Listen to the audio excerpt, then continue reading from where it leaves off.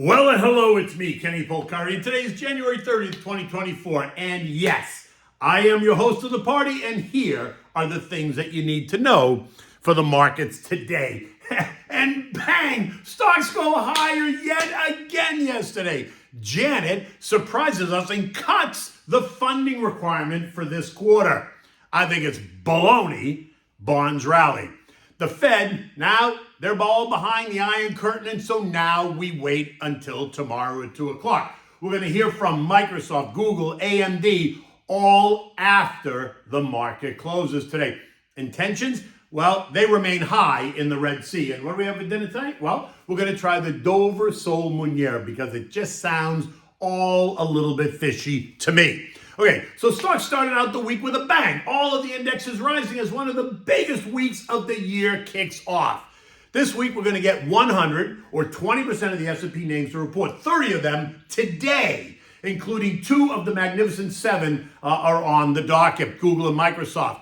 Meta, Amazon, and Apple are going to report on Thursday after the bell. And to keep the pressure on all day, both Google, which is expected to earn $1.59 a share, and Microsoft, expected to earn $2.77 a share, are due out after the market closes. AMD is also expected to report after the bell as well, and investors there will be looking for them to report 77 cents a share. And after what we heard from TSMI, Taiwan Semi, and ASML last week, investors and traders and algos are all expecting the best. And again, it isn't so much about the earnings as it is about the guidance, which, by the way, is true for all stocks, but these ones in particular this week. There's a lot riding on what they will say, and what they will say will drive the next move for tech and then the broader market. As the closing bell rang, we found the Dow added another 225 points, or 0.6%. The S&P up 37 points, or 3/4. The equal weight S&P up 40 points, or 0.6. The NASDAQ up 173 points, or 1.1%. The Russell up 33 points, or 1.7%. The transports gained 33 points, or just 0.2. One last thing here, right? The surge last year and the surge this month is being driven by tech and AI and the future of humanity. Let's not kid ourselves. But there is such a thing as getting just a bit ahead of ourselves in terms of stock prices and performances. All we need is one negative report that somehow doesn't support what the market expects, and boom, you could see the branches shake, causing a lot of the investor types, or let's say trader types, to fall out, right? Just look at what happened in October of 2023. Last month, I spoke to you about what the relative strength index means and what investors should be aware of. So let's just recap. On the upside, 70 is the level that suggests the beginning of an overbought territory. And the higher it goes from there, the more overbought it becomes.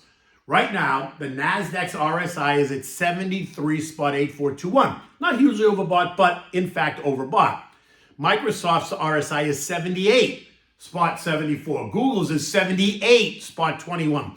AMD's is 73.21.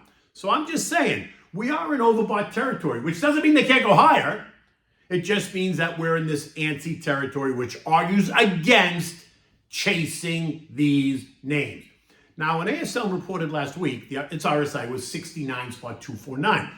That stock surged another 15% through last night, and this morning the RSI stands at 82.8447, which screams to me, don't be surprised to see some consolidation. I like the name.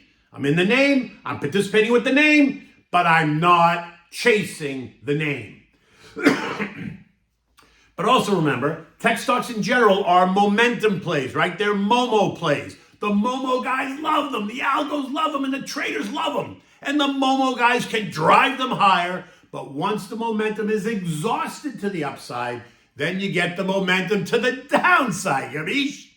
And just to put everyone on the same page, just so we understand it, the Dow's RSI is at 70.476. The S&P is at 75.458. The Russell is at 66.05, and the transports are at 59.49. And that suggests that the S&P is outperforming, while the Russell and the transports are underperforming, which you can also confirm just by looking at their year-to-date performance numbers. Okay? Next. Now, in a surprise move, Janet Yellen, Treasury Secretary, surprised the markets by cutting the quarterly funding estimate from what was $980 billion to $760 billion, which is laughable. Now pay attention. They cut the estimate. The actual announcement isn't due until later this week or early next. But what makes this significant is the fact that last week there was an underwhelming interest in the 5-year auction at the current rate. So the Treasury had to concede and sell those bonds at lower prices to attract buyers, and then you know what that means. Lower bond prices means higher yields. So the news was meant to try, in my mind, to try and settle the markets, suggesting that the need for funding is less, which we know is bullshit, hoping that when they have the auction, buyers will show up. And that news caused the algos to continue to go all in, sending bond prices up and yields down. The 2 years yielding 4.3 and the 10 years now yielding 4.05, all while the TLT and TLH bond ETFs rose by 1% respectively. Because all the algos can do is read the headline and interpret the words. So a lower funding requirement is taken as bullish, and that would suggest ignite the buy orders. I'm in the camp that Janet made that move ahead of the FOMC announcement tomorrow to help support JJ and what is expected to be a shift in Fed thought. We are expecting to hear that the Fed has taken any rate hikes off the table, which doesn't mean that they put rate cuts on the table. It just means that they assume we hit the peak, and most likely the next move at some point will be down and not up. But that says nothing about how long they will keep them unchanged at current levels, something I think they should just keep. And that's what the markets want to hear. It wants to know specifically when the Fed is going to make the first cut. They want JJ to commit. And if he doesn't, they will hear what they want to hear versus what he's really saying, right? Which is exactly what they did in November. He said X, they heard Y, they talked about multiple rate cuts, and boom, the market ran 25%.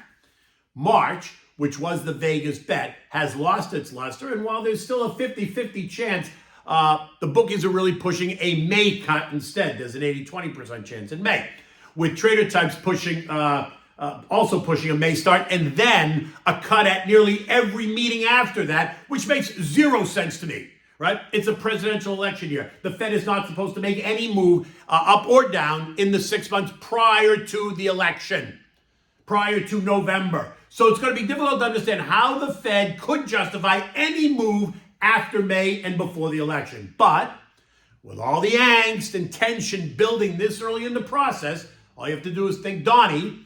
It should not surprise anyone if they change the rules. I'm just saying. Now, there wasn't any economic data yesterday to speak of, but today we're going to get the Conference Board Consumer Confidence Report expected to be 114.5. That's up 4 points over last month. That would be bullish. And the JOLTS job report, which is expected to show a decline in job openings. That too would be considered bullish. So let's see how the market interprets or reacts to those. This morning, U.S. futures are slightly lower. Dow futures down 100, S&P's down 12, NASDAQ down 36, and the Russell is down 6. The VIX is up by 1%, but it feels like it's ready to explode. It just needs just one negative headline. Markets are trading cautiously ahead of the earnings reports today, and all of the speculation about what JJ is going to say tomorrow. Investors are also paying close attention to the unfolding developments in the Red Sea. How will the U.S. react to the drone attack that happened over the weekend? By the way, today's Wall Street Journal points out that there was a mix-up by the United States in the drones over the weekend. Apparently, there was one of our drones and one of their drones, and they got confused. Oh, boy. In any event, geopolitical issues, which can create chaos, do not price stocks in the long term, right? But the chaos can prove to be an opportunity in the long term. Oil is holding tight at 75.50 in the 75.50-80 trading range. This morning it's trading at 76.80, smack right in the middle, no change. Gold remains also within its trading range of 2030, 2100, and this morning it's trading essentially unchanged at 2050. Stocks in Europe are all higher. Eurozone GDP is out. German GDP fell by 0.3% following 2 quarters of flat growth, suggesting that Germany's on the brink of a recession. France reported 0% growth, while Italy and Spain grew by 2% and 6% respectively. The S&P closed at 49.27, up 37 points, taking us into a new century as the momentum carries us higher and higher and higher, all on the idea that the Fed and other global central banks are preparing to cut rates and that the tech earnings are ready to blow the doors off the bus. Anything short of all this positivity will be a reason for the trader types to lock in their profits and be a reason for the long-term investor to be patient.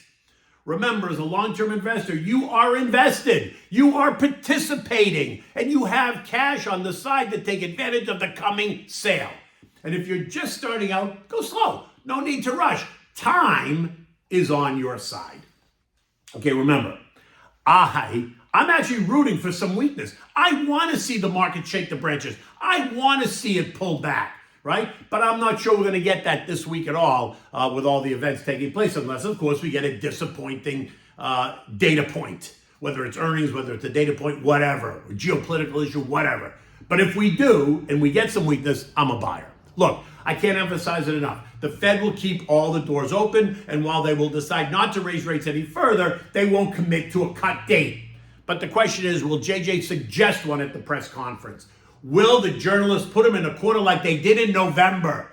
Do not be surprised by some event that disrupts this move up. And I think we're, getting a sense of that this morning. And don't be surprised if we suddenly hit the wall and back off a bit, right? Call me to discuss. I'm always, always, always happy to have those conversations. Okay, so what do we have for dinner tonight? So we're going to have the Dover Sol Meunière, which is a simple dish to make. It's French, in case you didn't know. And I thought I'd feature it today because Janet's announcement yesterday just feels a bit fishy to me. So I thought we'd try the Dover Sol Meunière. It's easy to make, right? It can be varied according to your own tastes. You can use Dover Sol, you can use lemon Sol, you can use, you can use a bunch. You can use cod if you want. Now, for this, you need the Dover Sol. You need flour, salt and pepper, butter, oil, fresh lemon juice, parsley, and capers. You want to rinse and pat the fillets dry. You want to combine the flour, salt, and pepper, right? Mix it all up. Then you're going to dredge the fillets in the flour, shake off any excess, and just set them aside. Now you're going to heat up the skillet over medium heat. You're going to melt the butter. You're going to add a splash of olive oil to prevent the butter from burning. You want as soon as the butter stops foaming and it's nice and hot, you want to place the fillets in the pan, being sure not to overcrowd the pan because it'll suck the heat out of the pan, right? Maybe you put 3 fillets at a time. You want to cook those for 2 or 3 minutes and then flip them for an additional 2 or 3 minutes, depending on the thickness of the fillet. Only turn them once during cooking. Don't turn them and turn them and then turn them again. Now, after you've turned it the second time and it's cooked, place the fillet on a warm platter, melt some more butter in that same skillet, turn off the heat so that you don't burn the butter, squeeze the fresh lemon juice into the butter, and then add the capers. Stir it all together so it gets all nice and mixed up and you got a little bit of that caper flavor. When you're done with that, now pour the sauce over the fillets, sprinkle it with fresh parsley, and serve. All right? Now serve this dish I always serve it like with French cut green beans. I mean, it's a French dish, so serve the French cut green beans. You want to blanch them first in salt and water and then shock them in a cold bath and then quickly saute those maybe in a bit of butter with salt and pepper. Easy, quick, and so good for you. As always, you can have a salad if you wish, and then your chilled favorite white wine. In this case, once again, you know me, I'm going with the Pinot Grigio Santa Margherita. In any event, it's a beautiful day here in South Florida. It's going to be a beautiful week. It's actually very tempered out. It's about 68 degrees going up to 72, so it is the perfect weather. Until tomorrow, take good care.